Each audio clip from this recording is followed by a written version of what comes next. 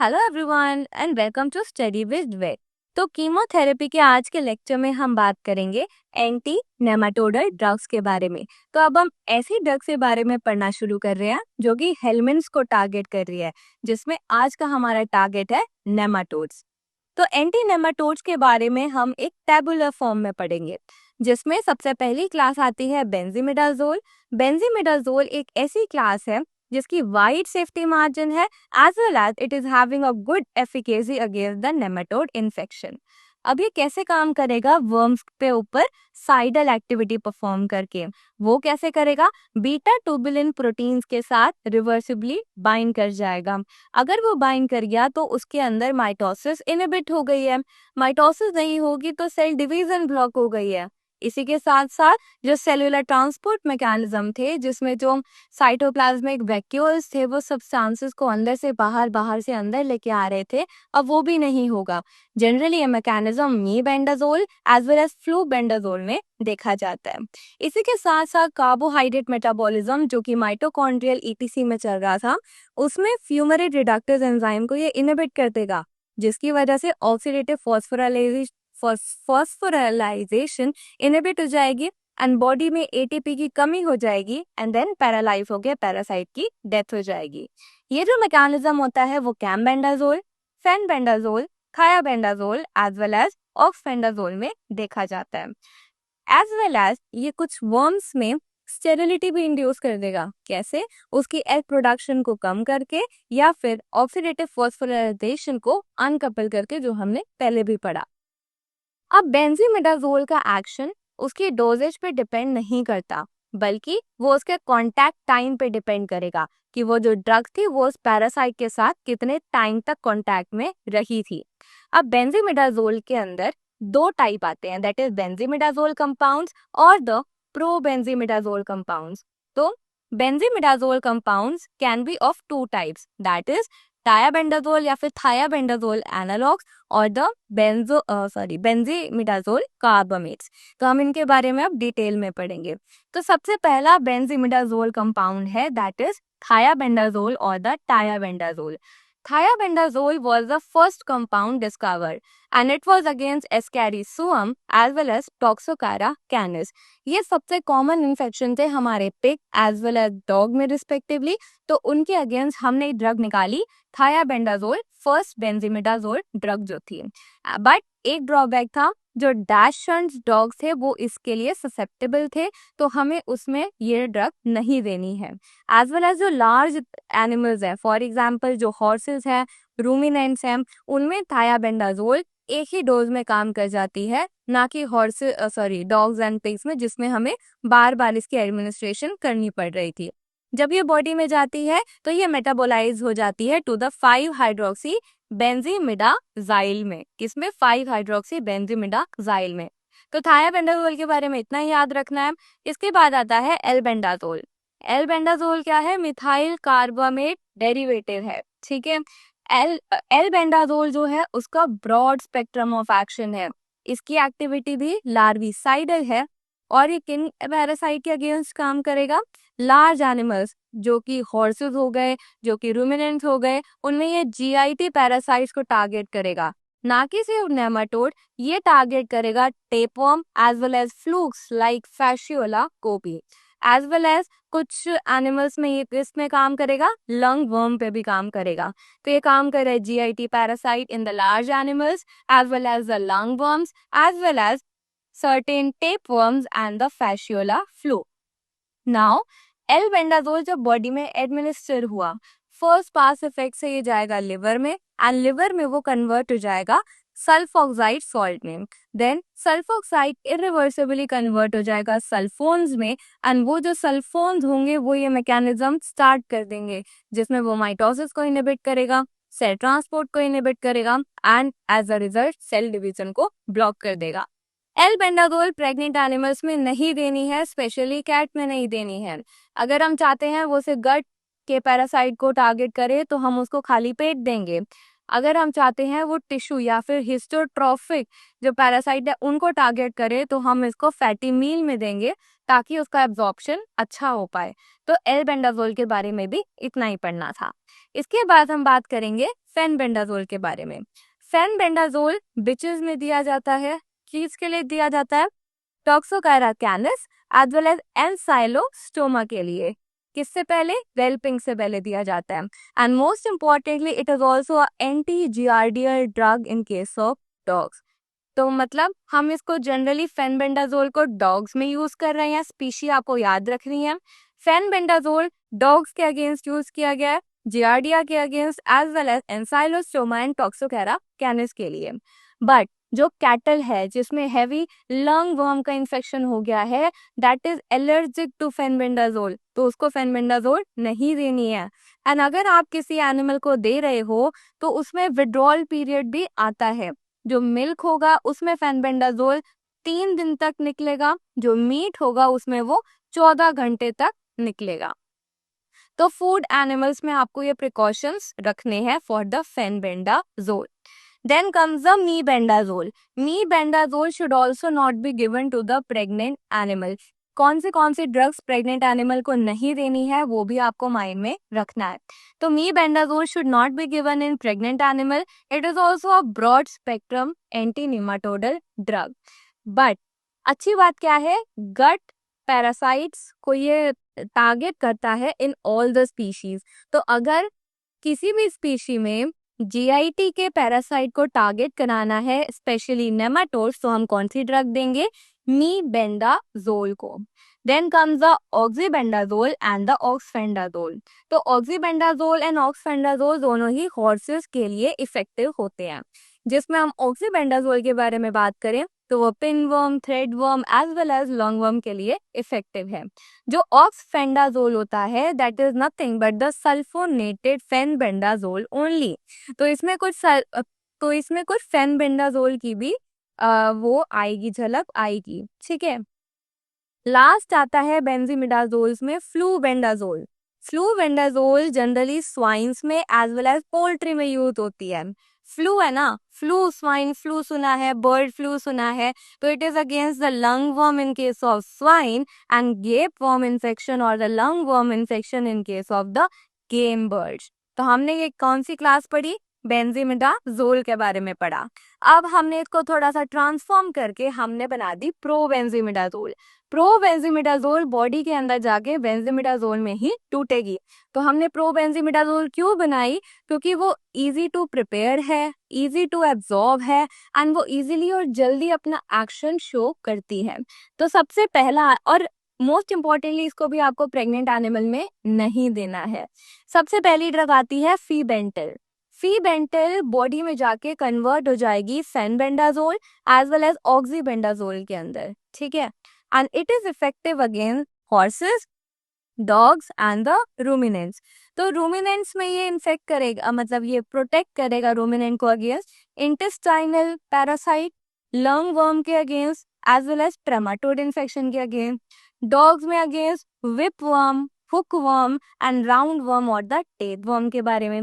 Then comes the horses against the strongyle, ascarid as well as the pinworm. तो febantel की बात करें तो ये अगेंस्ट ट्रेमाटोड भी यूज हो रहा है in case of dog as well as ruminant, as well as gut के पैरासाइट को ये ट्रीट कर रहा है।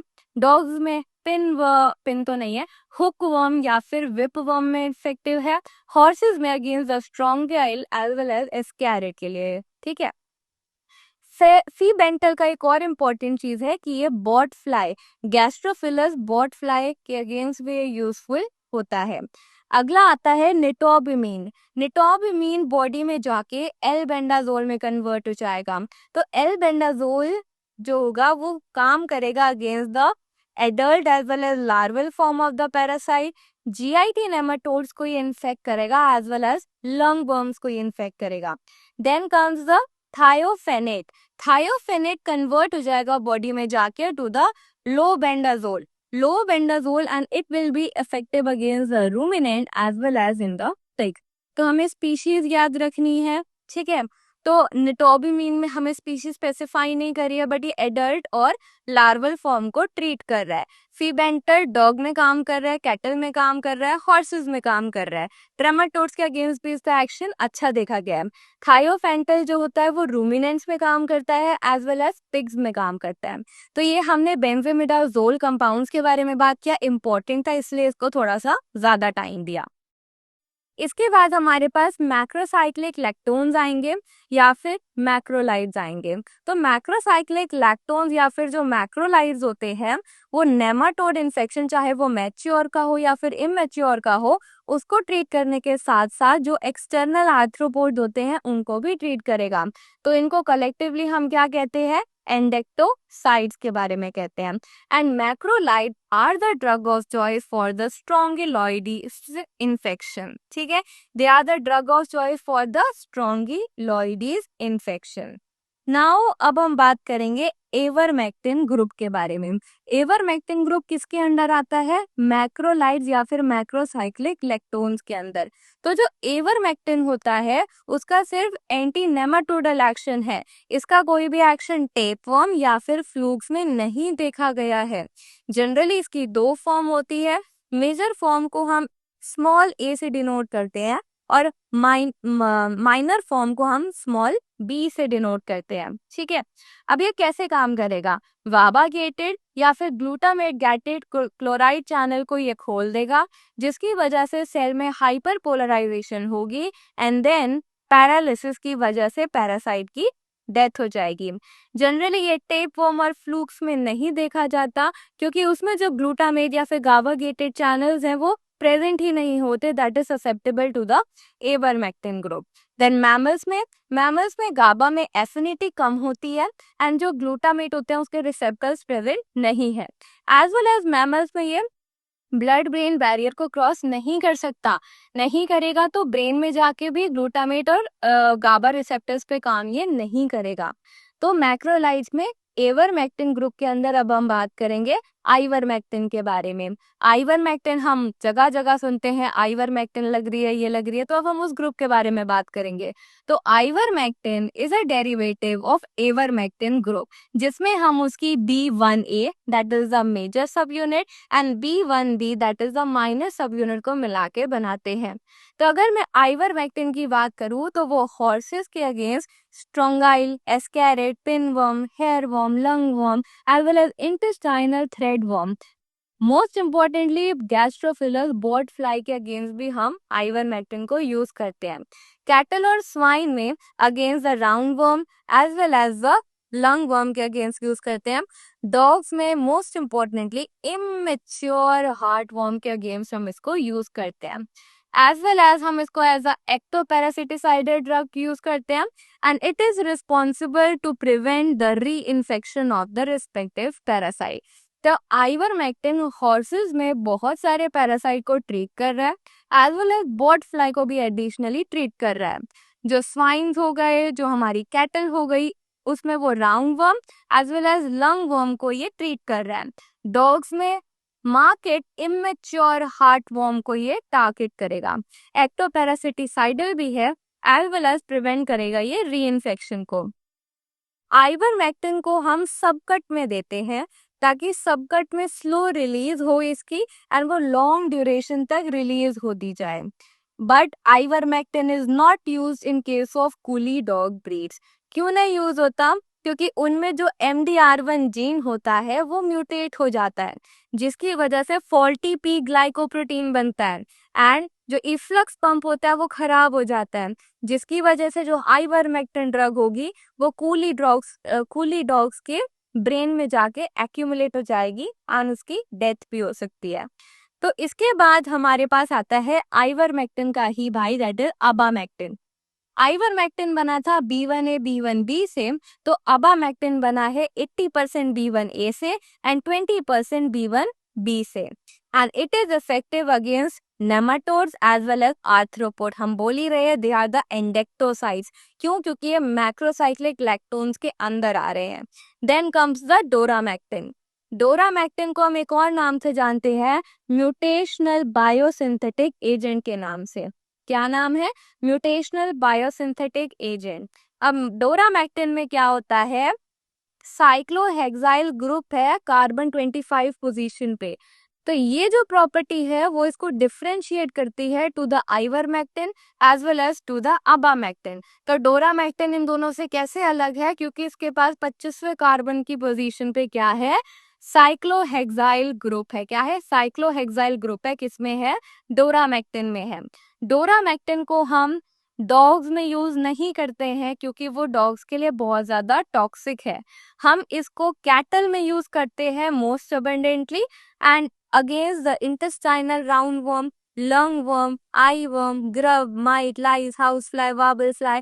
तो हम किसके लिए यूज कर रहे हैं, कैटल में इंटेस्टाइन इफेक्ट करने वाले nematodes, lung worm, eye worm as well as जो एक्स्ट्रा पैरासाइट्स है, एक्टोपैरासाइट्स है, उनके अगेंस्ट। तो डोरामेक्टिन डॉग्स में यूज नहीं होगा बट ये कैटल में यूज हो रहा है and it is a oil based drug जो कि longer and delayed action show करती है, धीरे धीरे निकलेगा बट बहुत लंबे समय तक निकलता रहेगा। Then is the selamectin. Selamectin को हम टॉपिकली एडमिनिस्टर करते हैं और मोस्ट इम्पोर्टेंटली इसका अच्छा इफेक्ट क्या है, इसको हम कूली डॉग ब्रीड में भी दे सकते हैं। तो एवरमेक्टिन के अंदर हमने आइवरमेक्टिन, आबामेक्टिन, डोरामेक्टिन, सीलामेक्टिन के बारे में पढ़ा। तो अब मैक्रोसाइक्लिक लैक्टोन्स में सबसे पहले हमने एवरमेक्टिन पढ़ा। अब हम दूसरा ग्रुप पढ़ेंगे दैट इज द मिल्बेमाइसिन। मिल्बेमाइसिन का जो एक्शन होगा वो सिमिलर होगा एवरमेक्टिन से, बस इसमें अलग क्या है, इसमें जो 13th कार्बन पोजीशन है उसमें डाइसैकराइड कंपोनेंट मिसिंग है। मिल्बेमाइसिन सिमिलर है एवरमेक्टिन से बट इसमें कार्बन 13 में डाइसैकराइड कंपोनेंट जो है वो एब्सेंट है। तो जो मिल्बेमाइसिन है, मिल्बेमाइसिन दो ड्रग्स आती है इसके अंदर, मिल्बेमाइसिन ऑक्साइम एज वेल एज मोक्सीडेक्टिन। तो जो मिल्बेमाइसिन ऑक्साइम है वो लेस पोटेंट है अगेंस्ट द हार्टवर्म, बट अच्छी बात क्या है, कूली ब्रीड को दे सकते हो। सिमिलर विद द मोक्सीडेक्टिन कि आप कूली ब्रीड को तो दे सकते हो but it cannot be used in the small animals like small ponies, young horses or the debilitated animals as well as calves that are less than 8 week of age। तो हमने बात करा मिल्बेमाइसिन में दो ड्रग आती है, milbemycin oxime as well as moxidectin. Milbemycin oxime heartworm के लिए लेस इफेक्टिव है एंड जो मोक्सीडेक्टिन है वो हमारा यंग एनिमल्स, डेबिलिएटेड एनिमल्स में हम इसको नहीं दे सकते। तो आगे की ड्रग की क्लासेस को हम नेक्स्ट वीडियो में डिस्कस करेंगे।